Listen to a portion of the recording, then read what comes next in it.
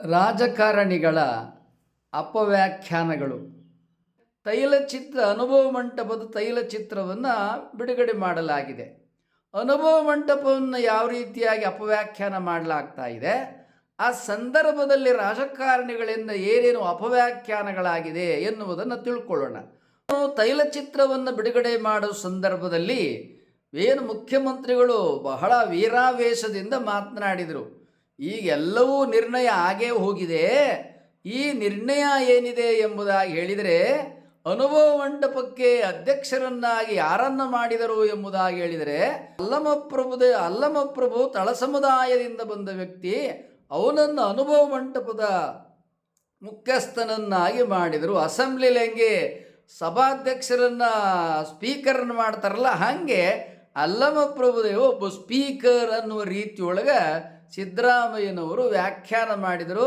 ಮತ್ತು ಅಲ್ಲಮಪ್ರಭು ತಳ ಸಮುದಾಯದವನು ಅನ್ನೋದು ನಿರ್ಣಯ ಆಗೇ ಹೋಗಿದೆ, ಅದು ಫೈನಲ್ ಎನ್ನುವ ರೀತಿಯಲ್ಲಿ ಅವರು ವ್ಯಾಖ್ಯಾನವನ್ನು ಮಾಡಿದರು. ಈ ಸಂದರ್ಭದಲ್ಲಿ ವಿಧಾನಸಭೆಯ ಉಪನಾಯಕರಾದಂಥ ಅರವಿಂದ ಬೆಲ್ಲದ ಅವರು, ಇಲ್ಲ ಅಲ್ಲಮಪ್ರಭುದೇವರು ಯಾರು ಏನು ಅನ್ನೋದು ನಿರ್ಣಯ ಆಗಿಲ್ಲ ಅಂತ ಅವರು ಎದ್ದು ತಮ್ಮ ಅಭಿಪ್ರಾಯವನ್ನು ವ್ಯಕ್ತ ಮಾಡಿದರು. ಆಗ ಎಚ್ ಕೆ ಪಾಟೀಲ್ರು ಎದ್ದು, ಬೆಲ್ಲದವರೇ, ಕರ್ನಾಟಕ ವಿಶ್ವವಿದ್ಯಾಲಯ ಧಾರವಾಡ ವಿದ್ವಾಂಸರು ಏನೇನು ಸಂಶೋಧನೆ ಮಾಡಬೇಕು ಎಲ್ಲ ವಿಶ್ವವಿದ್ಯಾಲಯ ಮತ್ತು ವಿದ್ವಾಂಸರು ನಡೆಸ್ಬಿಟ್ಟಿದ್ದಾರೆ, ಅದು ನಿರ್ಣಯ ಆಗಿ ಹೋಗಿರೋದು, ಮತ್ತೇನೂ ಇಲ್ಲವೇ ಇಲ್ಲ, ಅದು ನಿರ್ಣಯ ಅಂತ ಅವರು ತಮ್ಮ ತೀರ್ಪನ್ನು ಕೊಟ್ಟೇ ಬಿಟ್ರು. ಈಗ ಸತ್ಯ ವಿಚಾರ ಏನು ಅನ್ನೋದನ್ನು ತಿಳ್ಕೊಳ್ಳೋಣ.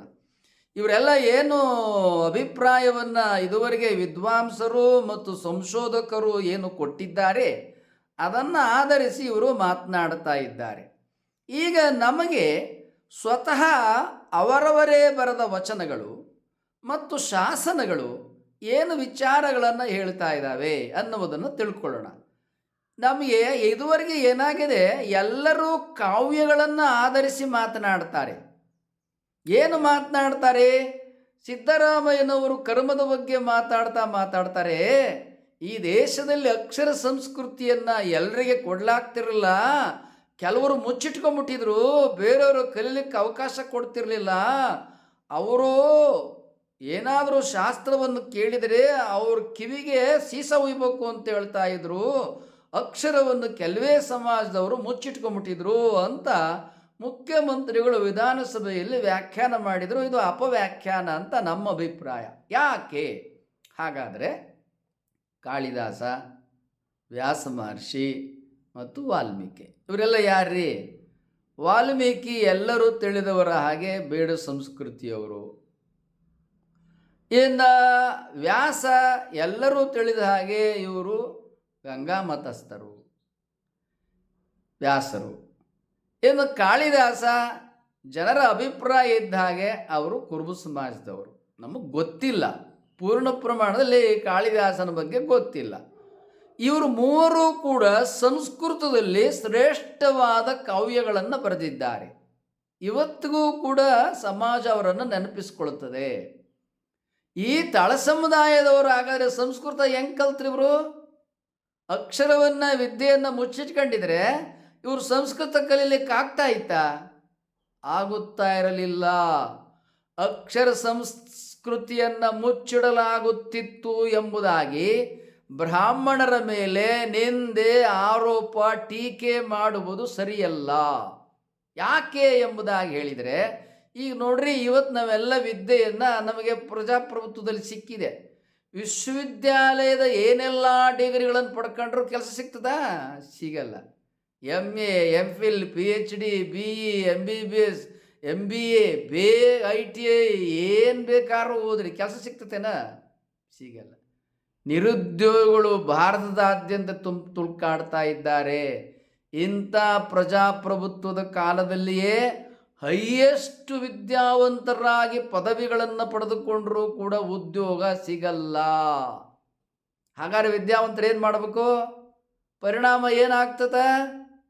ಅದೇ ರೀತಿಯಾಗಿ ಪ್ರಾಚೀನ ಕಾಲದಲ್ಲಿಯೂ ಕೂಡ ಎಲ್ಲರೂ ಈಗ ಇವತ್ತೇನು ಮಾಡ್ತಾ ಇದ್ದಾರೆ, ಸೇಟುಗಳ ಮನೆತನಗಳನ್ನು ನೋಡ್ರಿ.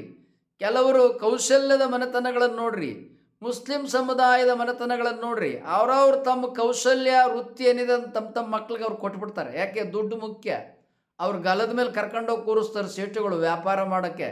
ನಮ್ಮ ಮಕ್ಳುಗಳೆಲ್ಲ ಅವ್ರು ದುಡ್ಡು ಎಣಿಕೆ ಮಾಡ್ತಾರೆ, ಗಣಿತ ಬೇಕಾಗಿಲ್ಲ, ಲೆಕ್ಕ ದುಡ್ಡು ಅಪ್ಪ ಹೇಳ್ಕೊಡ್ತಾನೆ. ವಸ್ತುವಿನ ಮೌಲ್ಯ, ಬೆಲೆಗಳ ಮೌಲ್ಯ, ಮಾರಾಟದ ಮೌಲ್ಯ, ದುಡ್ಡು ಗಳಿಸೋದು, ಜನರಿಗೆ ಏನು ಬೇಕು, ಏನು ಕೊಂಡ್ಕೊಳ್ತಾರ, ಯಾವ್ಯಾವ ವಸ್ತು ಎಷ್ಟೆಷ್ಟು ಬೆಲೆ, ಎಷ್ಟೆಷ್ಟು ಮೌಲ್ಯ, ಇವೆಲ್ಲ ಯಾರಿಗೆ ತಿಳಿತದೆ? ಗಲ್ಲದ ಮೇಲೆ ಕೂಡಿಸಿದಂಥ ಮಗುವಿಗೆ, ಬಾಲಕನಿಗೆ ತಿಳಿದು ಬಿಡ್ತದೆ. ಎಲ್ಲ ತಂದು ಅವನ ಕೈಗೆ ದುಡ್ಡು ಕೊಡ್ತಿರ್ತಾರೆ, ಆ ವಸ್ತುವಿಗೆ ಎಷ್ಟಿಷ್ಟು ಅಂತ.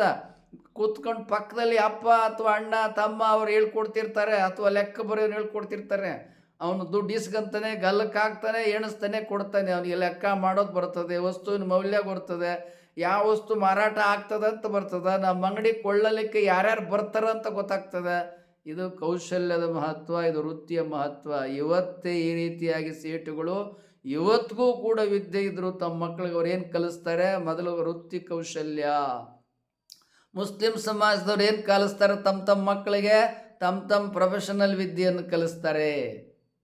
ಹಾಗಾದರೆ ಯಾರು ಕಾನ್ವೆಂಟ್ ಶಾಲೆ ಅಂತ ಹೋಗ್ತಾರೆ, ಯಾರು ಗೌರ್ಮೆಂಟ್ ಜಾಬ್ ಕಡೆ ಮನಸ್ಸು ಕೊಟ್ಟಿರ್ತಾರ, ಅವರು ತಮ್ಮ ಮಕ್ಕಳನ್ನು ಗೌರ್ಮೆಂಟ್ ಜಾಬ್ ಕಡೆ ಹೋಗಬೇಕು ಅಂತಾರೆ.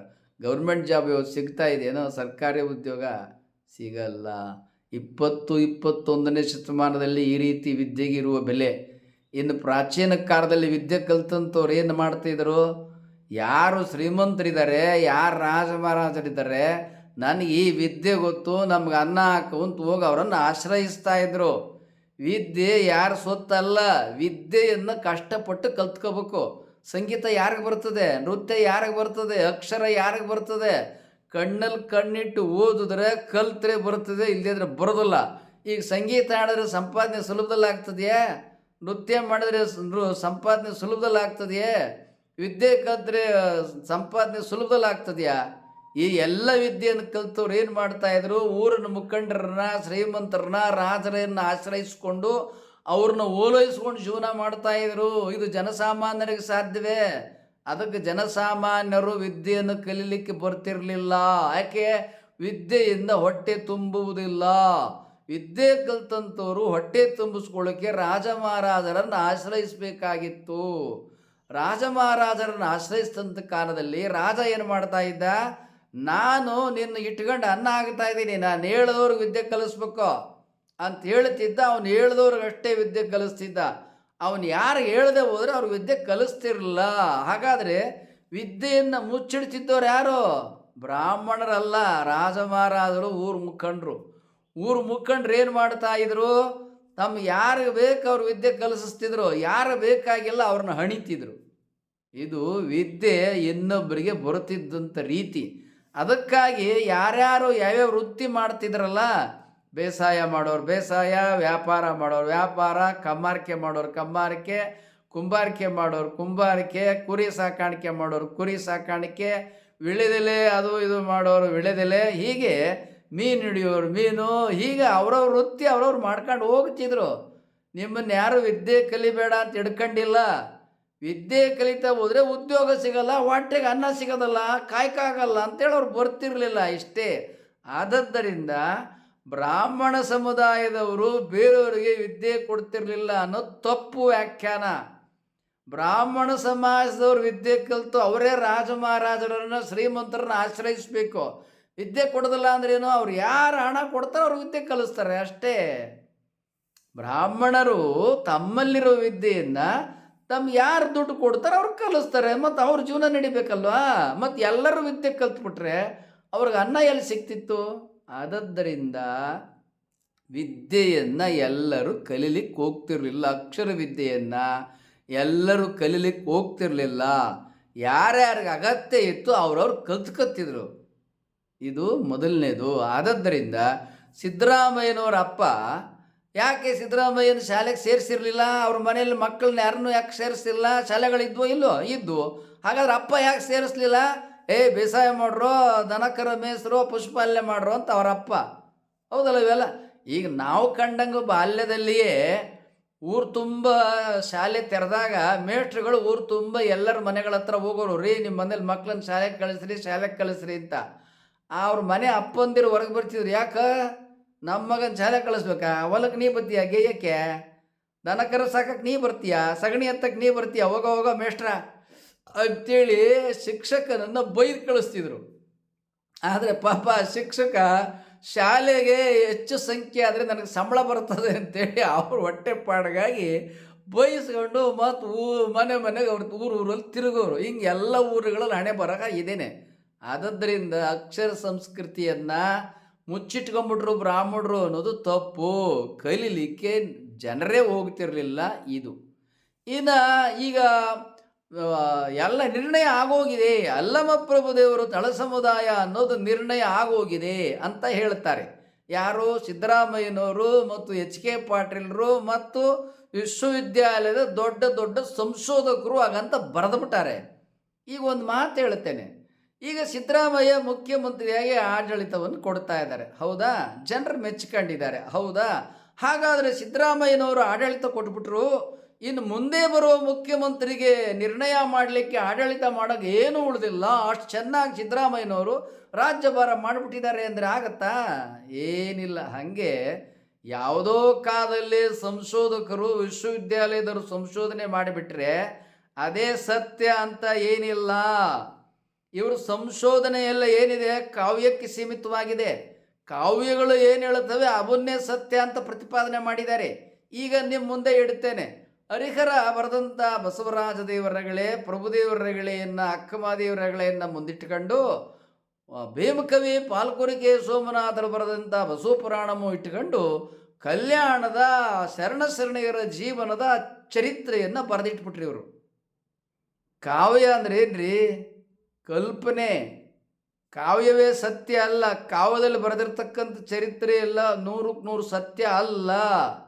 ಅದು ಕವಿ ಕಲ್ಪನೆ. ಕವಿಗೆ ತನಗೆ ಬೇಕಾಗಿದೆ, ಏನು ಬೇಕಾಗಿದೆ ಅವನು ಮೊದಲೇ ನಿರ್ಣಯ ಮಾಡಿರ್ತಾನೆ.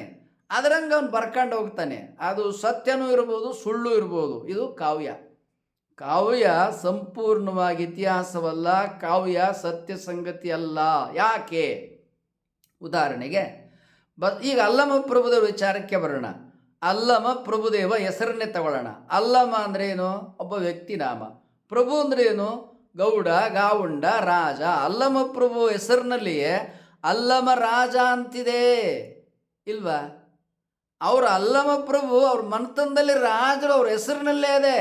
ಈಗ ಬಸವನಗೌಡ ಪಾಟೀಲ ಯತ್ನಾಳ ಅನ್ನೋ ಹೆಸರಿನೊಳಗೆ ಅವನು ಪರಮೇಶ್ವರ, ಊರಿಗೆ ಮುಖಂಡ, ಅವನು ಬೇಸಾಯ ಮಾಡ್ತಿದ್ದಂಥ ಲ್ಯಾಂಡ್ ಅನ್ನೋದೈತ ಇಲ್ಲ. ಹಂಗೆ ಅಲ್ಲಮ ಪ್ರಭುದೇವ ಅಂತೇಳಿದರೆ ಅಲ್ಲಮ ಒಬ್ಬ ರಾಜ, ಊರಿನ ಮುಖಂಡ, ರಾಜನ ಮಗ ಅಂತ ಅಲ್ಲಮ ಪ್ರಭು ಹೆಸರಿನಲ್ಲೇ ಇದೆ. ಇಷ್ಟನ್ನ ವ್ಯಾಖ್ಯಾನ ಮಾಡಿದರೆ ಸಾಕಾಗಿತ್ತು. ಸಂಶೋಧಕರು ಏನೇನೋ ಕಾವ್ಯಗಳನ್ನು ಆಧರಿಸ್ಕೊಂಡು ಏನೇನೋ ವ್ಯಾಖ್ಯಾನ ಮಾಡ್ಕೊಂಡು ಹೊರಟೋದ್ರು. ಅಲ್ಲಮ ಅಂದ್ರೆ ಏನು? ಅಲ್ಲಮ ಕೆಳವರ್ಗದ ಸಮಾಜದವರ ಹೆಸರು. ಅದು ನಿಮ್ಮ ವ್ಯಾಖ್ಯಾನ ತಪ್ಪೇ. ಈಗ ಅಲ್ಲಮ ಮಕಾರ ಅಂತ ಹೆಸರುಗಳಿದಾವಲ್ಲ, ಅಲ್ಲಮ ಅಂತೇಳಿ, ಅದು ಆ ಕಾಲದ ರಾಜ ಮಹಾರಾಜರು ಇಟ್ಕೊಳ್ತಾ ಇದ್ದಂಥ ಹೆಸರುಗಳು. ಈಗ ಆ ಮಕಾರ ಅಂತ ಹೆಸರುಗಳನ್ನು ನಿಮ್ಮ ಮುಂದೆ ಇಡ್ತೇನೆ. ವಿಕ್ರಮ ಯಾರು? ಚಕ್ರವರ್ತಿ 6ನೇ ವಿಕ್ರಮಾದಿತ್ಯ. ವಿಕ್ರಮ ಅನ್ನೋದು ರಾಜ ಮಹಾರಾಜರು ಇಟ್ಕೊಂಡಂಥ ಹೆಸರು. ಬಿಲ್ಲಮ, ಅವನು ಬಿಲ್ಲಮ ರಾಜ. ಕನ್ನಮ ರಾಜ. ಸಂಗಮ ರಾಜ. ಅದೇ ರೀತಿಯಾಗಿ ಅಲ್ಲಮ ಅನ್ನೋ ಹೆಸರು ಆ ಕಾಲದ ರಾಜ ಮಹಾರಾಜರು ತಮ್ಮ ಮನತಂದವ್ರು ಇಟ್ಕೊಳ್ತಿದ್ದಂಥ ಹೆಸರು. ವಿಕ್ರಮ, ಕನ್ನಮ, ಜೋಗಮ, ಸಂಕಮ, ಬಿಲ್ಲಮ, ಹಾಗೆ ಅಲ್ಲಮ. ಗೊತ್ತಾಯ್ತಾ? ಇದು 11, 12ನೇ ಶತಮಾನದೊಳಗೆ, 10, 9ನೇ ಶತಮಾನದೊಳಗೆ, 13, 14ನೇ ಶತಮಾನದ ಶಾಸನಗಳನ್ನು ತೆಗೆದು ನೋಡಿದರೆ ಮಕಾರ ಅಂತ ಹೆಸರುಗಳು ಶಾಸನಗಳಲ್ಲಿ ನಮಗೆ ಸಿಗುತ್ತವೆ. ನಿಮ್ಗೆ ಇನ್ನೂ ಒಂದು ಹೆಚ್ಚಿನ ಉದಾಹರಣೆಯನ್ನು ಶಾಸನ ಪದ್ಯವನ್ನು ಆಧರಿಸಿ ನಿಮ್ಮ ಮುಂದೆ ಇಡ್ತೇವೆ. ಅಲ್ಲಮ ಪ್ರಭುದೇವರು ರಾಜವಂಶೀಯರು. ಅವರು ಈಶ್ವರ ಪ್ರಭು ಮಹಾರಾಜನ ಪುತ್ರ ಎನ್ನುವುದಕ್ಕೆ 2 ಶಾಸನ ಪದ್ಯಗಳನ್ನು ಇಲ್ಲಿ ನಿಮ್ಮ ಮುಂದೆ ಇಡ್ತೇನೆ. ಆ ರೀತಿ ಮೊದಲು ಈಶ್ವರ ಊಪನ ಪರಾಕ್ರಮವನ್ನು ವರ್ಣನೆ ಮಾಡಿರುವುದು ಈ ರೀತಿಯಾಗಿದೆ. ತದ್ ಅಪತ್ಯನ್ ಅಖಿಳ ಲಕ್ಷ್ಮೀ ಸದನಂ ಕದನ ಪ್ರಚಂಡನ್ ಅಪ್ರತಿಮ ತರ ವಿದಳಿತ ಅರಿ ಕುಳ ಕಳನಿ ಮದವೆದ್ ವೇದಂಡ ರೂಪನ್ ಈಶ್ವರ ಭೂಪಂ. ಈಶ್ವರ ಭೂಪನ ಪರಾಕ್ರಮವನ್ನು ಈ ರೀತಿಯಾಗಿ ಶತ್ರುಗಳಿಗೆ ಅವನು ಮದವೇರಿದ ಆನೆಗಳನ್ನು ಮದಿಸ್ತಂಥ ರೀತಿಯಲ್ಲಿ ಅವನು ಶತ್ರುಗಳನ್ನು ದಮನ ಮಾಡ್ತಿದ್ದ ಅಂತ. ಈಶ್ವರ ಭೂಪನ ಕುರಿತು ಅದು ಈಶ್ವರ ಭೂಪನ ಚಿತ್ರಣ. ಆದರೆ ಅಲ್ಲಮ ಭೂಪ, ಅಲ್ಲಮರಸ, ಅಲ್ಲಮ ಭೂಪ ನಿನ್ನ ಪಟಧ್ವನಿ ಕೇಳದು, ನಿನ್ನ ಪಟಹಧ್ವನಿ ಕೇಳದು, ಜಯಾಜಿರಂಗದೊಳ್ ತಳ್ಳಳದಿಂದ ಆರಾತಿನ್ ನೃಪರ್ ಓಡಿ ಜಳ ಅಹಿ ನಿವಾಸವಿಷ್ಟರಂ ಕೊಲ್ಲೆಯದೆ ಅಲ್ಲದಂದು ಭವದೀಯ ಭುವನಾದಿ ಅಸಿ ವಿಘಾತ ವೇಗದೆಂ ನಿಲ್ಲದೆ ಗೃದ್ರ ಜಂಬುಕ ರುಕ ಆನನದಂತೆ ಮನ್ನೆಯರ್ ಐದದಿರ್ಪರೇ. ಏನು ಈ ಶಾಸನ ಪದ್ಯ ಅಲ್ಲಮ ಭೂಪನನ್ನು, ಅಲ್ಲಮರಸನ್ನ ಕೊಂಡಾಡ್ತಾ ಇದೆ ಎಂಬುದಾಗಿ ಹೇಳಿದರೆ, ಅವನು ರಥವೇರಿ ಬರ್ತಾ ಇದ್ರೆ ಆ ಧ್ವಜ ಹಾರ್ತದಲ್ಲ, ಆ ಧ್ವನಿ ಕೇಳಿದು ಶತ್ರು ಸೇನೆ ಏನು ಮಾಡ್ತಪ್ಪ ಅಂತ ಹೇಳಿದರೆ, ಜಯಾಜಿರಂಗದಲ್ಲಿ ನಮ್ಮನ್ನು ಕೊಲ್ಲದೆ ಬಿಡೋದಿಲ್ಲ. ಒಬ್ಬ ಬೇಟೆಯಾಡೋನು ತೋಳ, ನರಿ, ಸಿಂಹ, ಕಾಡು ಮೃಗಗಳನ್ನೆಲ್ಲ ಹೆಂಗೆ ಕೊಂದಾಕಿ ಬಿಡ್ತಾನೋ, ತೊರೆದು ಬಿಡ್ತಾನೋ, ಹಾಗೆ ಇವನು ಹುಲಿ, ಸಿಂಹ, ತೋಳ, ನರಿಗಳನ್ನೆಲ್ಲ ಕೊಂದಾಕಿ ಬಿಡ್ತಾನೆ ಅಂತೇಳಿ ಅವು ಎಲ್ಲ ಹೋಗಿ ಎಲ್ಲೆಲ್ಲೋ ಬಿಲದಲ್ಲಿ ಅಲ್ಲಿ ಅಡಕೊಂತವಲ್ಲ, ಹಾಗೆ ಶತ್ರು ರಾಜರುಗಳೆಲ್ಲರೂ ಕೂಡ ಅಲ್ಲಮ ಯುದ್ಧಕ್ಕೆ ಬರ್ತಾನ ಅಂತ ಹೇಳಿದರೆ ಹಾವು ಹುತ್ತದಲ್ಲಿ ಹೋಗಿ ಅಡಗಿಕೊಂಡ ಹಾಗೆ, ನೀರಿನಲ್ಲಿ ಹೋಗಿ ಅಡಗಿಕೊಂಡ ಹಾಗೆ ಇವರೆಲ್ಲ ಏನು ಮಾಡ್ತಾ ಇದ್ರು, ಗೃದ್ರ ಜಂಬುಕ ರುಕ ಆನನ ಧನಂ ಮನೆಯ ರೈರದಿರ್ಪರಿ, ಹಂಗೆ ಓಡಿ ಹೋಗಿ ಇವರು ಪಲಾಯನ ಮಾಡಿಬಿಡ್ತಿದ್ರು. ಈ ರೀತಿಯಾಗಿ ಅಲ್ಲಮ ಭೂಪ ಯುದ್ಧ ಮಾಡ್ತಾ ಇದ್ದ ಅನ್ನತಕ್ಕಂಥ ಚಿತ್ರಣವನ್ನು ಕೊಡ್ತದೆ. ಅಷ್ಟೇ ಅಲ್ಲ, ಈ ಚಾನಸ ಪದ್ಯದೊಳಗೆ ಅಲ್ಲಮ ಭೂಪ, ಅಲ್ಲಮರಸ, ಅಲ್ಲಮರಾಜ ಮತ್ತು ಅವ್ರ ವಂಶದವರು, ತಾತಂದಿರು, ಮುತ್ತಂದಿರು ಮತ್ತು ಮಕ್ಕಳು, ಮರಿಮಕ್ಕಳು, ಈ ರಾಜ ಮಹಾರಾಜರ ಚರಿತ್ರೆಯನ್ನು ವರ್ಣಿಸ್ತಾರೆ. ಅಲ್ಲಮ ಭೂಪ ತನ್ನ 24ನೇ ವಯಸ್ಸಿನಲ್ಲಿ ಯುದ್ಧವನ್ನು ಮಾಡ್ತಾ ಇದ್ದಂಥ ಚಿತ್ರಣ ಬರ್ತದೆ. ಅಲ್ಲಮ ಪ್ರಭುದೇವ ತಳ ಸಮುದಾಯದ ಮುನಲ್ಲ, ಅಲ್ಲಮ ಪ್ರಭುದೇವ ಈಶ್ವರ ಭೂಪನ ಮಗ, ಅಲ್ಲಮ ಪ್ರಭುದೇವ ಮಹಾರಾಜನ ಮಗ.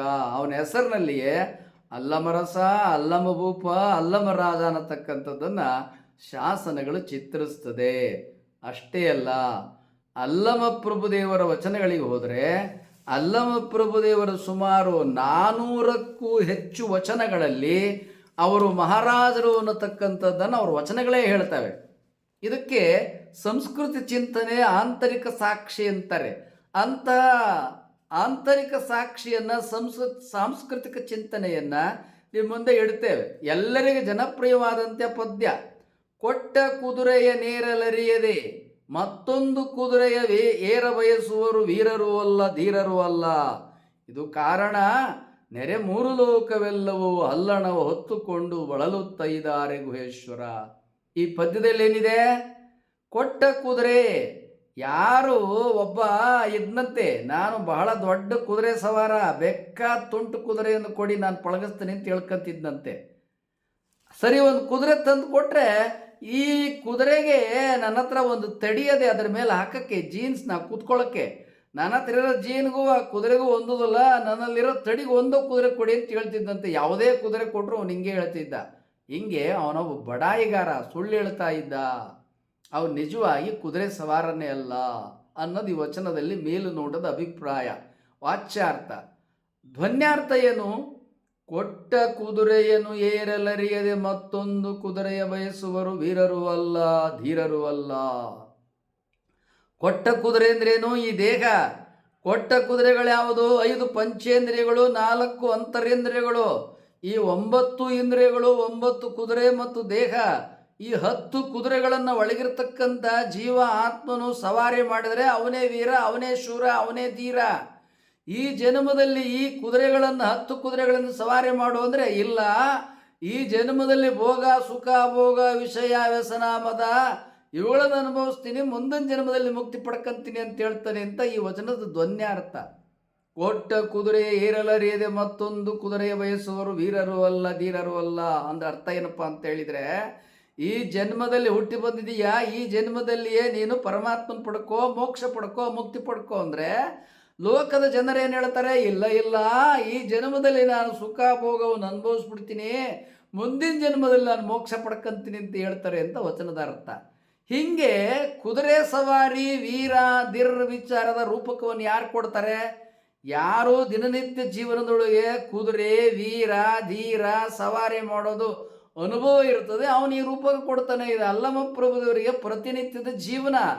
ಅದಕ್ಕೆ ಅವರು ವೈರಾಗ್ಯ ಬಂದು ತಪೋ ಜೀವನಕ್ಕೆ ಬಂದ ಮೇಲೆ ಈ ರೀತಿಯ ರೂಪಕಗಳನ್ನು ಮೇಲಿಂದ ಮೇಲೆ ತಮ್ಮ ಅನೇಕ ವಚನಗಳಲ್ಲಿ ಕೊಟ್ಟಿದ್ದಾರೆ. ಅದು ಅವ್ರ ನಿತ್ಯ ಬದುಕದು.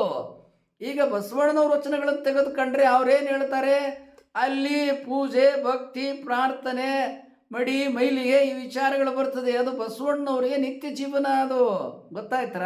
ಆದದ್ದರಿಂದ ಬಸವಣ್ಣನವರು ಮಾತನಾಡಿದರೆ ಬ್ರಾಹ್ಮಣ ಸಂಸ್ಕೃತಿ ಅವ್ರ ಬಾಯಲ್ಲಿ ಬರುತ್ತದೆ, ಅಲ್ಲಮ ಪ್ರಭುದೇವ ಮಾತನಾಡಿದರೆ ರಾಜ ಸಂಸ್ಕೃತಿ ಅವ್ರ ಬಾಯಲ್ಲಿ ಬರ್ತದೆ. ಇದನ್ನೇ ಕುಲವ ನಾಲೆಗೆ ಅರುಹಿತು ಅಂತ ಹೇಳೋದು.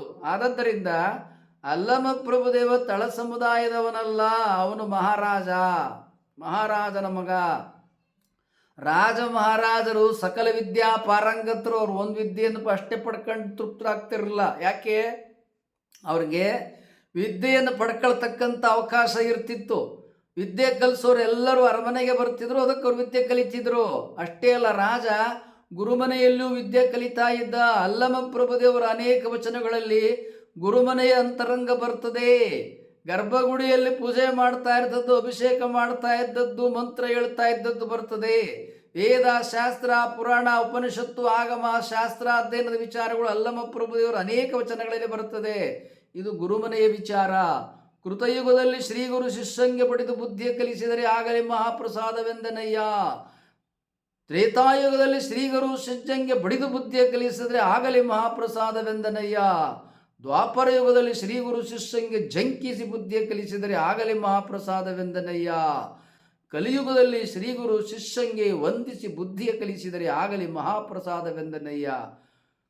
ನಿಮ್ಮ ಕಲಿತನದ ಕಟ್ಟಳೆಗೆ ನಾನು ಬೆರಗಾದನ ಗುಹೇಶ್ವರ. ಹೀಗೆ ಕಾಲದಿಂದ ಕಾಲಕ್ಕೆ ಗುರು ಶಿಷ್ಯರ ವಿದ್ಯೆ ಮತ್ತು ಸಂಸ್ಕೃತಿ, ಅವರ ಸಂಬಂಧಗಳು, ಸ್ವರೂಪಗಳು ಯಾವ ರೀತಿ ಬದಲಾವಣೆ ಆಗಿದೆ ಅನ್ನೋದನ್ನು ಅಲ್ಲಮ ಪ್ರಭುದೇವರು ವಚನದಲ್ಲಿ ಚಿತ್ರಿಸ್ತಾರೆ. ಗುರುಮನೆಯ ಅಂತರಂಗ ಅರಮನೆಯ ಅಂತರಂಗ ಅಲ್ಲಮ ಪ್ರಭುದೇವರ ವಚನಗಳಲ್ಲಿದೆ. ಅಷ್ಟೇ ಅಲ್ಲ, ಅಲ್ಲಮ ಪ್ರಭುದೇವರು ತಮ್ಮ ವಚನದಲ್ಲಿ ಹೇಳ್ತಾರೆ, ಅನೇಕ ವಚನಗಳಲ್ಲಿ ಯುದ್ಧ ವಿಚಾರಗಳು ಬರ್ತದೆ. ಆಶೆಗೆ ಸತ್ತುದು ಕೋಟಿ, ಆಮಿಷಕ್ಕೆ ಸತ್ತುದು ಕೋಟಿ, ಹೊನ್ನು ಹೆಣ್ಣು ಮಣ್ಣಿಂಗೆ ಸತ್ತುದು ಕೋಟಿ, ಗುಹೇಶ್ವರ ನಿಮಗೆ ಸತ್ತವರ ನಾರನು ಕಾಣೆ. ಅಷ್ಟೇ ಅಲ್ಲ, ಲೌಕಿಕ ಹೆಂಗೆ ಆಧ್ಯಾತ್ಮ ಹೆಂಗೆ ಅನ್ನೋದನ್ನು ಹೇಳ್ತಾರೆ. ಸಾಸವೆಯಷ್ಟು ಸುಖಕ್ಕೆ ಸಾಗರದಷ್ಟು ದುಃಖ ನೋಡ, ಗಳಿಗೆ ಬೇಟವ ಮಾಡಿ ಏನೆಂಬ ಪರೆಯ ನೋಡ, ತನ್ನ ನಿಕ್ಕಿ ನಿಧಾನವ ಸಾಧಿಸಿದೆಂದರೆ ಭಿನ್ನಾಣ ತಪ್ಪಿತ್ತು ಗುಹೇಶ್ವರ. ಹೀಗೆ ಮೇಲಿಂದ ಮೇಲೆ, ಅಯ್ಯ ಮನುಷ್ಯನೇ, ಸುಖ ಭೋಗ ಲಾಲಸೆಯಲ್ಲಿ ಮುಳುಗಿದರೆ ನಿನಗೆ ಮುಕ್ತಿ ಮೋಕ್ಷ ಸಿಗುವುದಿಲ್ಲ ಅನ್ನತಕ್ಕಂಥ ಜ್ಞಾನ ವಿಚಾರವನ್ನು ಹೇಳ್ತಾರೆ. ಹೀಗೆ ಅಲ್ಲಮ ಪ್ರಭುದೇವರ ಯಾವುದೇ ವಿಚಾರಗಳನ್ನು ತೆಗೆದುಕೊಂಡರೂ ಕೂಡ ಅವರು ಗುರುಮನೆಯಲ್ಲಿ ವಿದ್ಯಾಭ್ಯಾಸ ಮಾಡಿದ್ದು. ಗುರುಮನೆಯಲ್ಲಿ ವಿದ್ಯಾಭ್ಯಾಸ ಎಲ್ಲರಿಗೆ ಸಿಗೋದಲ್ಲ, ಗೊತ್ತದಲ್ಲ, ನೀವೇ ಹೇಳ್ತಿರಲ್ಲ. ದ್ರೋಣನ ಕಥೆಯನ್ನು, ಏಕಲವ್ಯನ ಕಥೆಯನ್ನು, ಕರ್ಣನ ಕಥೆಯನ್ನು ಉದಾಹರಣೆ ಕೊಟ್ಟುಕೊಂಡು ರಾಜ ಯಾರು ವಿದ್ಯೆ ಕಲಿಸು ಅಂತಿದ್ದೋ ಅವ್ರಿಗೆ ವಿದ್ಯೆ ಕಲಿಸ್ತಿದ್ರು. ರಾಜ ಯಾವ್ರಿಗೆ ಬೇಡ ಅಂತಿದ್ರು ಅವ್ರಿಗೆ ವಿದ್ಯೆ ಬರ್ತಿದ್ದಿಲ್ಲ. ಅಲ್ಲಮ ಪ್ರಭುದೇವ ರಾಜನ ಮಗನಾದದ್ರಿಂದ ಗುರುಮನೆಯಲ್ಲಿ ವಿದ್ಯಾಭ್ಯಾಸ ಸಿಕ್ತು. ರಾಜನ ಮಗನಾದದ್ರಿಂದ ಕುದುರೆ ಸವಾರಿ, ರಾಜ್ಯಾಡಳಿತ ಎಲ್ಲ ಸಿಕ್ತು. ಅಲ್ಲಮ ಪ್ರಭುದೇವರು ಬರೀ ಮೃದಂಗ ವಿದ್ಯೆ ಅಷ್ಟೇ ಕಲೀಲಿಲ್ಲ. ಇವತ್ತು ಕೂಡ ಅನೇಕರೇನು ತಿಳ್ಕೊಂಡಿದ್ದಾರೆ, ಮೃದಂಗ ವಿದ್ಯೆ ಎಲ್ಲರೂ ಕಲಿತಾರೆ ಅಂತ. ಹೌದು, ಎಲ್ಲರೂ ಕಲಿತಾರೆ. ಆದರೆ ಮೃದಂಗ ಕಲಿಸೋರು ಯಾರು? ಬ್ರಾಹ್ಮಣರು. ಮೃದಂಗವನ್ನು ಸಿದ್ಧಪಡಿಸೋರು ಯಾರು? ಈಗಲೂ ಕೂಡ ನಮ್ಮ ಮಠದ ಪಕ್ಕ ಜೋಗ ಜಲಪಾತದಲ್ಲಿ ಒಂದು ಬ್ರಾಹ್ಮಣರ ಕುಟುಂಬ ಇದೆ. ಆ ಬ್ರಾಹ್ಮಣರ ಕುಟುಂಬ ಮೃದಂಗವನ್ನು ಸಿದ್ಧಪಡಿಸ್ತದೆ, ಮೃದಂಗವನ್ನು ಮಾರಾಟ ಮಾಡ್ತದೆ. ಗೊತ್ತಾಯ್ತರ?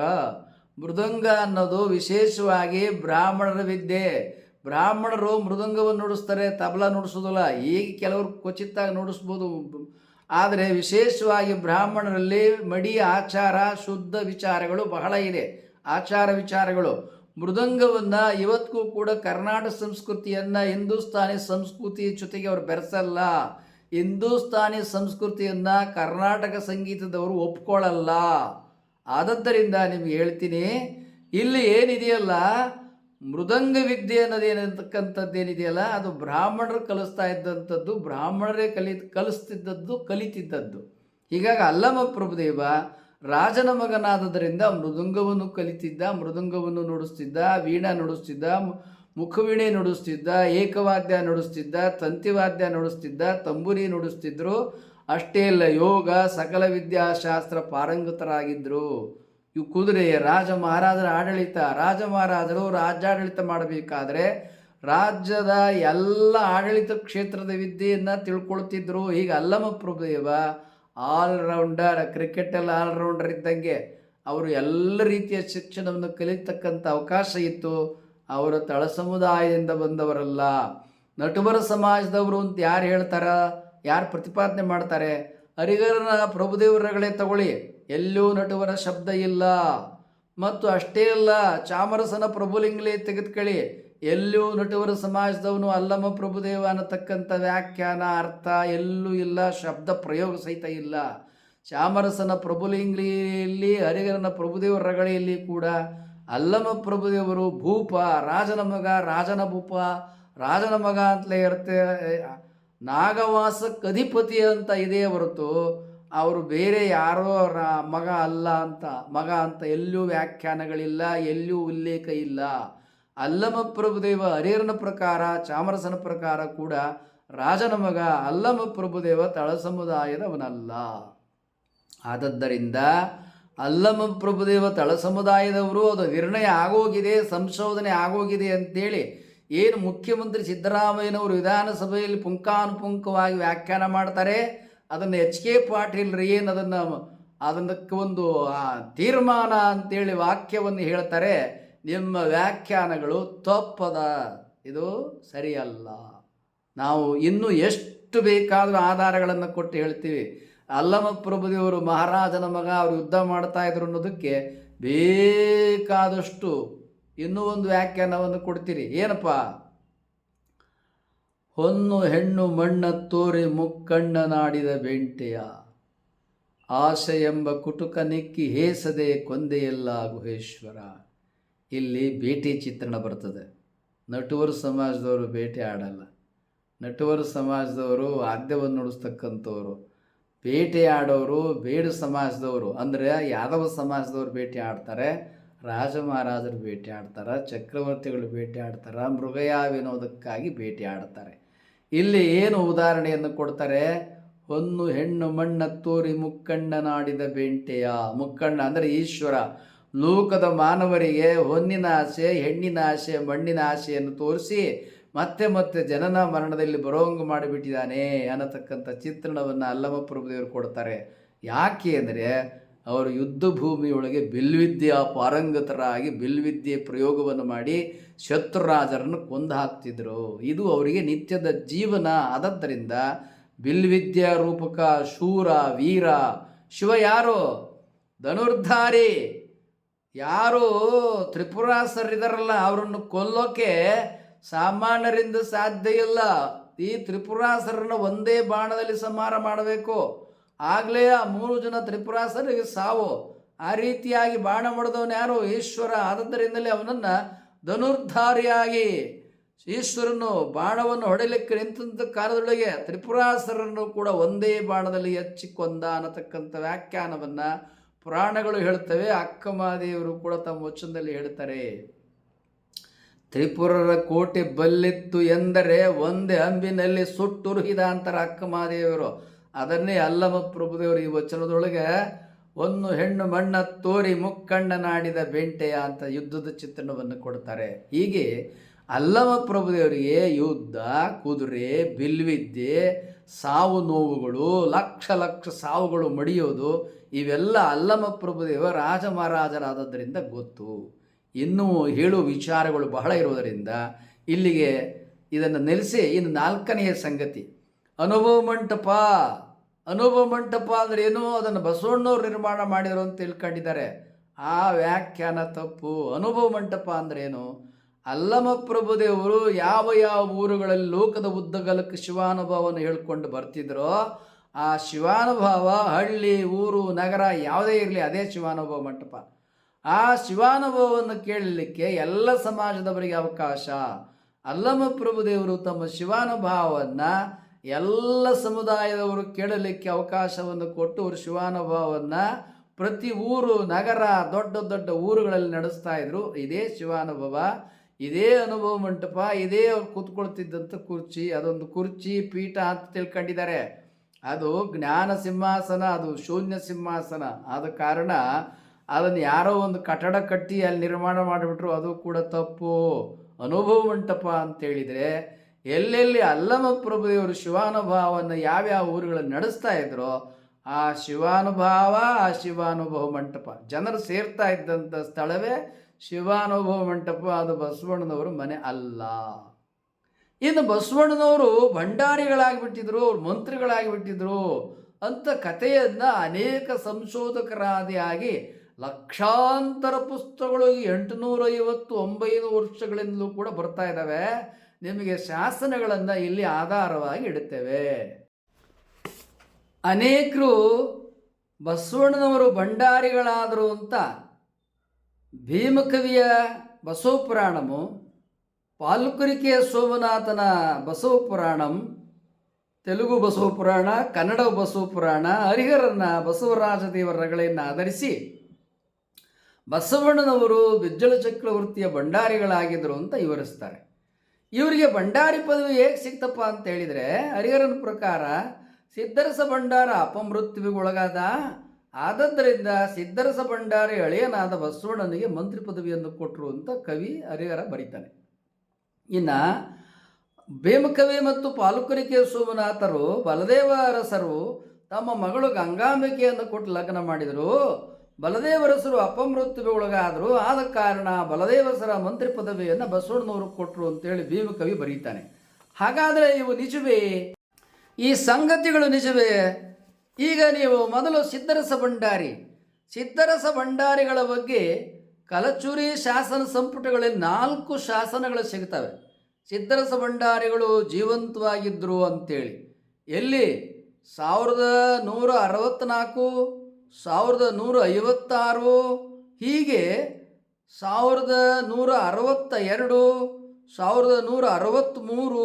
1158 ಈ ಇಸ್ವಿಯಲ್ಲಿ ಸಿದ್ಧರಸ ಭಂಡಾರಿಗಳು ಬಿಜ್ಜಳ ಚಕ್ರವರ್ತಿಗೆ ಭಂಡಾರಿಗಳಾಗಿದ್ದರು. ಬಿಜ್ಜಳ ಚಕ್ರವರ್ತಿ ಆಡಳಿತದಲ್ಲಿ ಕೊನೆಯವರೆಗೂ ಸಿದ್ಧರಸ ಭಂಡಾರಿಗಳಿದ್ದರು. ಅಷ್ಟೇ ಅಲ್ಲ, ಸಿದ್ಧರಸನ ಮಗ ಸೋಮಿದೇವ ಚಕ್ರವರ್ತಿಯಾದಂಥ ಕಾಲದಲ್ಲಿಯೂ ಕೂಡ ಕ್ರಿಸ್ತಕ 1170ರಲ್ಲಿ ಸಿದ್ಧರಸ ಭಂಡಾರಿಗಳಾಗಿ ಸೋಮಿದೇವನಲ್ಲಿಯೂ ಕೂಡ ಮುಂದುವರೆದಿದ್ರು ಅಂತೇಳಿ ಕ್ರಿಸ್ತಕ 1170ರ ಶಾಸನ, ಹಾವೇರಿ ಶಾಸನ ಸಿದ್ದೇಶ್ವರ ದೇವಾಲಯಕ್ಕೆ ದತ್ತಿ ಕೊಟ್ಟಂಥ ಶಾಸನದಲ್ಲಿ ವಿವರಿಸ್ತಾ ಇದ್ದಾರೆ. ಏನು ಆ ಶಾಸನ ಈ ರೀತಿಯಾಗಿದೆ, ಅದನ್ನು ನಿಮ್ಮ ಮುಂದೆ ಇಡ್ತೇನೆ. ರಾಯ ಮುರಾರಿ ಸೋಮೇಶ್ವರಂ ತತು ಪಾದ ಪದ್ಮಾರಾಧಕಂ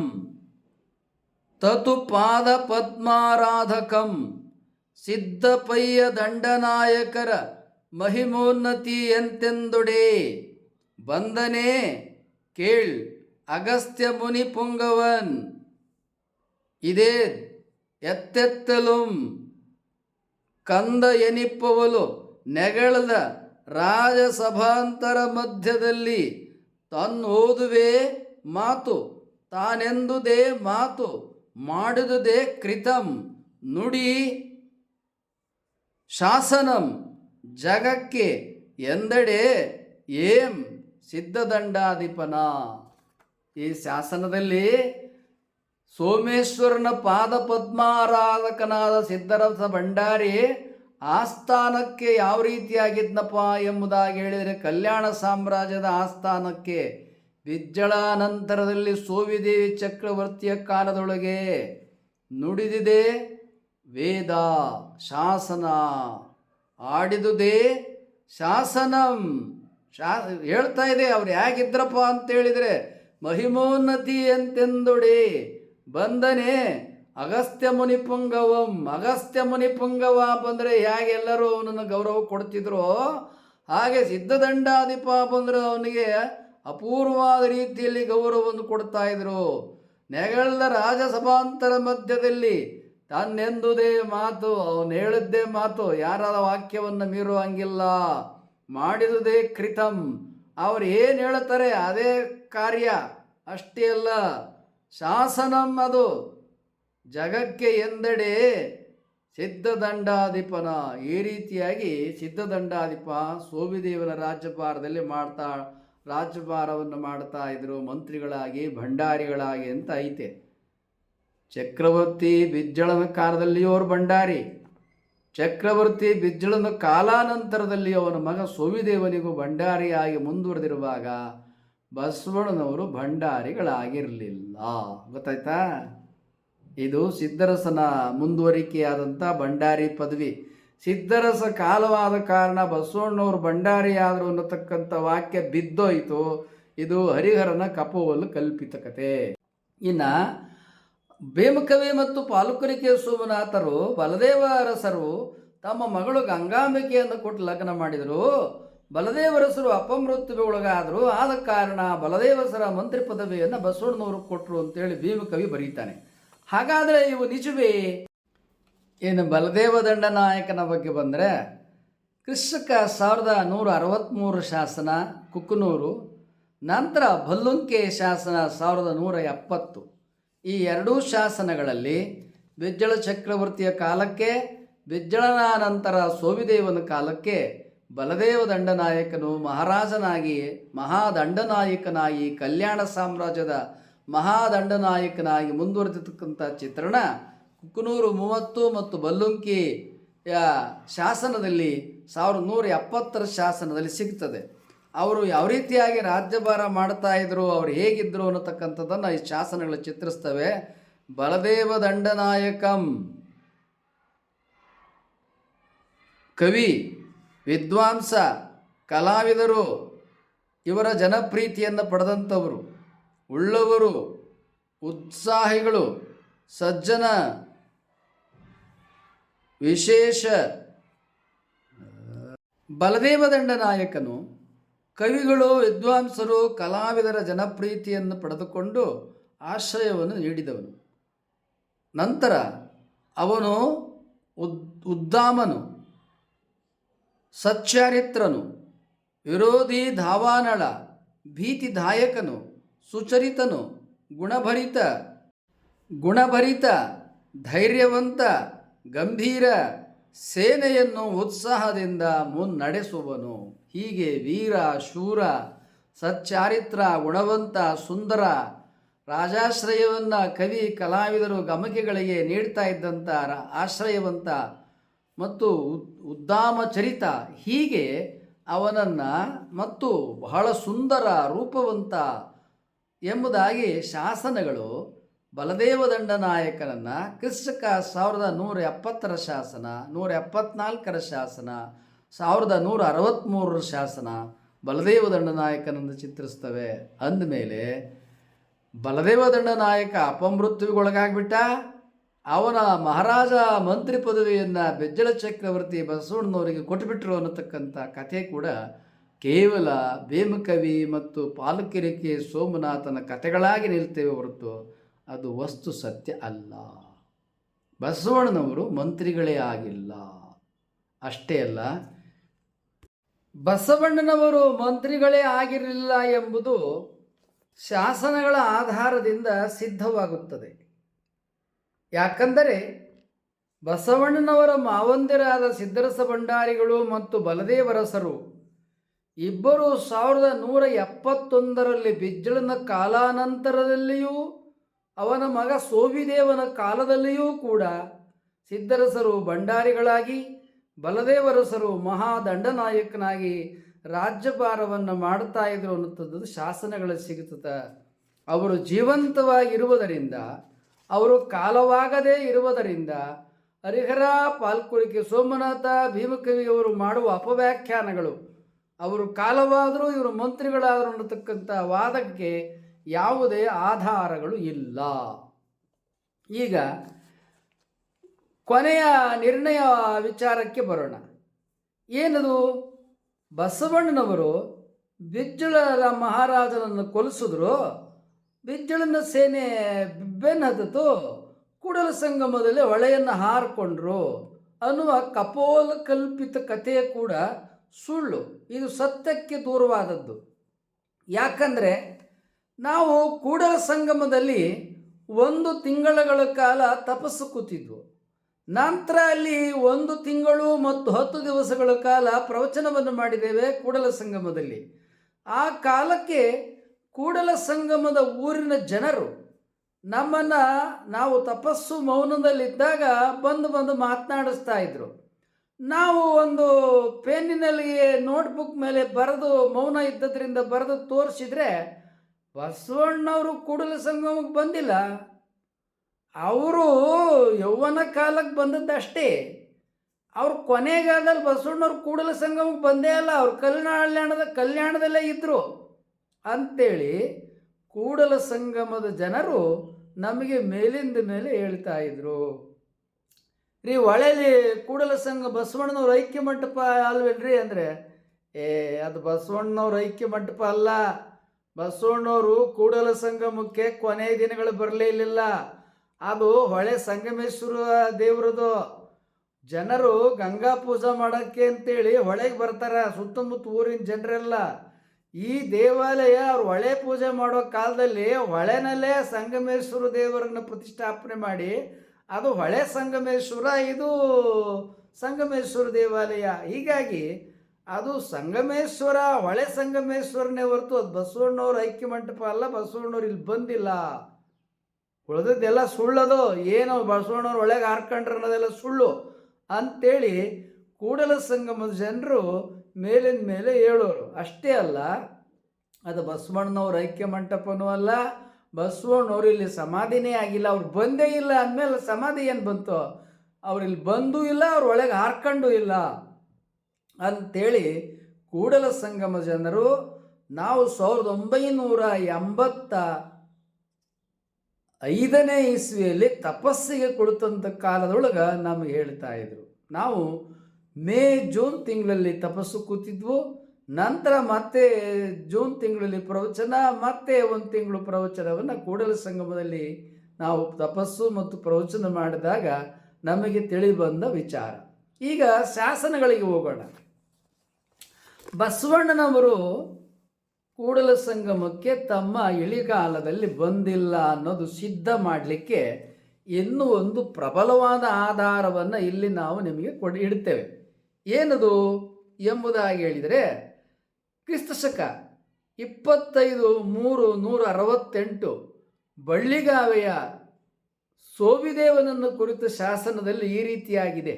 ಏನದು? ಶ್ರೀಮದ್ ಭುಜಬಳ ಚಕ್ರವರ್ತಿ ತ್ರಿಭುವನಮಲ್ಲ ಬಿಜ್ಜಳ ದೇವಂ ಸುಖದಿನ್ ಏಕಛತ್ರದಿಂ ರಾಜ್ಯಂಗೈಯುತ್ತಿರ್ದು ಆತ್ಮ ರಾಜ್ಯಭರ ನಿರೂಪಣಂ ಮಾಡಿದಂ ಆ ಮಹಾರಾಜ ಪ್ರಿಯತನಯ ಪ್ರತಾಪಮಂ ಪೇಳ್ವಡೆ ಬಿಜ್ಜಳ ಮಹಿಪಾಳೋಬ್ದಿದೊಳೆ ಹುಟ್ಟಿದ ಸೋವಿದೇವ ಚಕ್ರೇಶ್ವರಂ. ಈ ಶಾಸನದ ಪ್ರಕಾರ ಬಿಜ್ಜಳ ಚಕ್ರವರ್ತಿಯು ತಾನು ರಾಜ್ಯಭಾರ ಮಾಡುತ್ತಿದ್ದಂತೆಯೇ ತನ್ನ ಚಕ್ರಾಧಿಪತ್ಯವನ್ನು ತನ್ನ ಪ್ರಿಯನ ಮಗನಾದ ಸೋಮೇಶ್ವರನಿಗೆ ಪಟ್ಟಗಟ್ಟಿದ ಎನ್ನತಕ್ಕಂಥ ವಿಚಾರವನ್ನು ಇಲ್ಲಿ ಶಾಸನ ವರ್ಣನೆ ಮಾಡುತ್ತದೆ. ಸ್ವತಃ ಬಿಜ್ಜಳ ದೇವನೇ, ಚಕ್ರವರ್ತಿಯೇ ತನ್ನ ಮಗನಿಗೆ ತನ್ನ ರಾಜ್ಯಭಾರವನ್ನು ತನ್ನ ಪ್ರೀತಿಯ ಮಗನಾದ ಸೋವಿದೇವನಿಗೆ ಪಟ್ಟಗಟ್ಟಿದ್ದು ಆತ್ಮಬಲ ರಾಜ್ಯಬಲ ನಿರೂಪಣ ಮಾಡಿದ ವಿಚಾರವನ್ನು ಈ ಶಾಸನ ಚಿತ್ರಿಸ್ತದೆ. ಆದ ಕಾರಣ ಬಿಜ್ಜಳ ಕೊಲೆ ಆಗಿಲ್ಲ. ಬಿಜ್ಜಳ ಕೊಲೆ ಆಗಲಿಕ್ಕೆ ಕಾರಣನೇ ಇಲ್ಲ. ಯಾಕೆ ಅಂತೇಳಿದರೆ, ಬಸವಣ್ಣನವರು ಮಂತ್ರಿನೇ ಆಗಿರಲಿಲ್ಲ. ಬಿಜ್ಜಳ ಚಕ್ರವರ್ತಿಯನ್ನು ಕೊಲೆ ಮಾಡಿಸ್ತಕ್ಕಂಥ ಶಕ್ತಿ ಸಾಮರ್ಥ್ಯ ಬಸವಣ್ಣವ್ರಿಗೂ ಇರಲಿಲ್ಲ. ಮತ್ತು ಬಸವಣ್ಣನವರು ಬಿಜ್ಜಳರನ್ನು ಕೊಲೆ ಮಾಡಿಸೋ ಪ್ರಮೇಯನೇ ಇಲ್ಲ. ಹಾಗಾದರೆ ಇವೆಲ್ಲ ಏನು ವಿಚಾರ? ಇವೆಲ್ಲ ಕವಿಗಳ ಕತೆ. ಭೀಮಕವಿ ಪಾಲ್ಕುರಿ ಸೋಮನಾಥನ ಕತೆ. ಅವರು ಬಸವಣ್ಣನವರನ್ನು ನಾಯಕನನ್ನಾಗಿ ಮಾಡಿಕೊಂಡು ಬಿಜ್ಜಳನನ್ನು ಪ್ರತಿನಾಯಕನನ್ನಾಗಿ ಮಾಡಿಕೊಂಡು ಕಥೆಯನ್ನು ಬರೀಲಿಕ್ಕೆ ಆರಂಭಿಸಿದರು. ಆದ ಕಾರಣ ಬಿಜ್ಜಳ ಪ್ರತಿನಾಯಕ ಅಂದಮೇಲೆ ಅವನು ಸಂಹಾರ ಆಗಬೇಕಲ್ವೇ? ಅದಕ್ಕನುಗುಣವಾಗಿ ಈ ಪಾಲ್ಕುರಿಕೆ ಸೋಮನಾಥ ಭೀಮ ಕವಿಗಳು ಕಥೆಯನ್ನು ಬರ್ಕೊಂಡು ಹೋದರು. ನಮ್ಮ ಇತಿಹಾಸಕಾರರು, ಸಂಶೋಧಕರು ಬಸವಣ್ಣನವ್ರ ಬಗ್ಗೆ ಬರೀಲಿಕ್ಕೆ ಏನು ಆಧಾರಗಳಿಲ್ಲದೆ ಇರೋದ್ರಿಂದ ಈ ಕವಿಗಳ ಕಾವ್ಯವನ್ನು ಆಧರಿಸ್ಕೊಂಡು ಬರ್ಕೊಂಡು ಹೋದರು. ಯಾಕೆ ಅಂತೇಳಿದರೆ ಬಸವಣ್ಣವ್ರ ವಚನಗಳು ಬಹಳ ಜನಪ್ರಿಯವಾಗಿದ್ವು. ಅದಕ್ಕಾಗಿ ಬಸವಣ್ಣವ್ರ ಬಗ್ಗೆ ಇತಿಹಾಸ ಬರೀಬೇಕಾದ್ರೆ ಹರಿಹರ, ಭೀಮಕವಿ, ಪಾಲ್ಕುರಿಕೆ ಸೋಮನಾಥ ಇವರನ್ನೇ ಆಧರಿಸಿಕೊಂಡು ಎಲ್ಲ ಶಾಸನದ ಬರತಕ್ಕಂಥ ವಿದ್ವಾಂಸರುಗಳು ಏನಿದಾರಲ್ಲ ಅವರೆಲ್ಲ ಭೀಮಕವಿ ಹರಿಹರನ್ನೇ ಆಧರಿಸಿದರು. ಶಾಸನಗಳನ್ನು ಅವರು ಆಧರಿಸಿ ಬರಲಿಕ್ಕೆ ಹೋಗಲಿಲ್ಲ. ಆದ ಕಾರಣ ಬಿಜ್ಜಳನ ಕೊಲೆ ಆಗಲಿಲ್ಲ. ಬಸವಣ್ಣನವರು ಬಿಜ್ಜಳನ ಸಂಹಾರ ಮಾಡ್ತಕ್ಕಂಥ ಪ್ರಮೇಯನೂ ಬರಲಿಲ್ಲ. ಬಿಜ್ಜಳನ ಸೈನ್ಯ ಬಸವಣ್ಣನವ್ರನ್ನ ಬೆನ್ನಟ್ಲೂ ಇಲ್ಲ, ಅವ್ರು ಹೊಳೆಗೂ ಹಾರ್ಕೊಳ್ಳಿಲ್ಲ. ಬಸವಣ್ಣನವರು ಕಲ್ಯಾಣದಲ್ಲಿಯೇ ಅವರ 105 ವಯಸ್ಸಿನವರೆವಿಗೆ ಕಲ್ಯಾಣದಲ್ಲಿಯೇ ಇದ್ದರು. ಅವರು ಕರ್ಣಿಕರಾಗಿ ನಿವೃತ್ತರಾದ ಮೇಲೆ ತಮಗೆ ಬಂದ ಸಂಬಳದಿಂದ ಅದೇ ನಿಡುಗಂಟಾಗಿತ್ತಲ್ಲ, ಅದನ್ನು ತಮ್ಮ ಮಾವಂದಿರಾದ ಸಿದ್ದರಸ ಭಂಡಾರಿ ಮತ್ತು ಬಲದೇವ ದಂಡನಾಯಕರು ಆ ಇಡುಗಂಟು ದುಡ್ದದ್ದ ಹಣ ಇತ್ತಲ್ಲ ಬಸವಣ್ಣವ್ರದ್ದು, ಅದನ್ನು ಬಸವಣ್ಣವ್ರು ಕೊಟ್ಟರು. ಆ ಹಣದಿಂದ ಅಲ್ಲಿ ಒಂದು 500 ಎಕರೆ ಭೂಮಿಯನ್ನು ಬಸವಣ್ಣವ್ರು ತಗೊಟ್ರು. ಒಂದು 500, 1000 ಹಸುಗಳನ್ನು, ಪಶುಗಳನ್ನು, ರಾಸುಗಳನ್ನು ಕೊಟ್ಟರು. ಬಸವಣ್ಣವರು ಬೇಸಾಯ ಮಾಡಿಕೊಂಡು, ಪಶುಪಾಲನೆ ಮಾಡಿಕೊಂಡು, ದಾಸೋಹ ಶಿವಾನುಭವ ಮಾಡಿಕೊಂಡು ಕೊನೆಯವರೆಗೂ ಕಲ್ಯಾಣದಲ್ಲಿ ತಮ್ಮ 2 ಪತ್ನಿಯರೊಂದಿಗೆ ಇದ್ದರು. 105 ವರ್ಷಗಳ ಕಾಲ, ಶತಮಾನ ವರ್ಷಗಳ ಕಾಲ ಬಸವಣ್ಣವ್ರು ಬದುಕಿದ್ರು. ಬಸವಣ್ಣನವರು ಹೊಳೆ ಹಾರ್ಕೊಂಡಿಲ್ಲ. ಬಸವಣ್ಣನವರು ಹೊಳೆ ಹಾರ್ಕೊಂಡ್ರು ಅನ್ನತಕ್ಕಂಥ ಕತೆ ಬಿದ್ದು ಹೋಗ್ತದೆ. ಇದಕ್ಕೆ ಸತ್ಯದ ಆಧಾರ ಇಲ್ಲ. ಯಾಕಂತೇಳಿದರೆ ಬಿಜ್ಜಳನ ಕೊಲೆನೇ ಆಗಿಲ್ಲ. ಬಿಜ್ಜಳನ ಕೊಲೆನೇ ಆಗಿಲ್ಲ ಅಂತೇಳಿದ್ರೆ ಬಸವಣ್ಣವರು ಹೊಳೆ ಹಾರ್ಕೊಳ್ತಕ್ಕಂಥ ಪ್ರಮೇಯನೇ ಬರಲಿಲ್ಲ. ಹಲ್ಲು ನೋವು, ಹುಳುಕು ಹಲ್ಲು, ಹಲ್ಲು ಒಸಡಿನಲ್ಲಿ ರಕ್ತಸ್ರಾವ ಗುಣವಾಗಲು ಶಿವ ದಂತಕಾಂತಿಯನ್ನು ಉಪಯೋಗಿಸಿರಿ. ನೀವು ನಮಗೆ ಮೌಲಿಕವಾದ ಸಬ್ಸ್ಕ್ರೈಬರ್, ವ್ಯಾಲ್ಯೂಬಲ್ ಸಬ್ಸ್ಕ್ರೈಬರ್. ನೀವಾಗಲೇ ಸಬ್ಸ್ಕ್ರೈಬ್ ಮಾಡಿರ್ಬೋದು. ಮಾಡಿಲ್ಲದೆ ಹೋದರೆ ಸಬ್ಸ್ಕ್ರೈಬ್ ಮಾಡಿ, ಲೈಕ್ ಮಾಡಿ. ಅಲ್ಲಿ ಬೆಲ್ ಬಟನ್ ಬರುತ್ತೆ, ಬೆಲ್ ಬಟನನ್ನು ಒತ್ತಿ. ನಿಮ್ಮ ವಾಟ್ಸಪ್ಪಲ್ಲಿ ಅನೇಕರ ನಂಬರ್ಗಳಿರುತ್ತೆ. ಕನಿಷ್ಠ 10 ಜನಕ್ಕೆ ಈ ವಿಡಿಯೋಗಳನ್ನು ನೀವು ಕಳುಹಿಸಿ.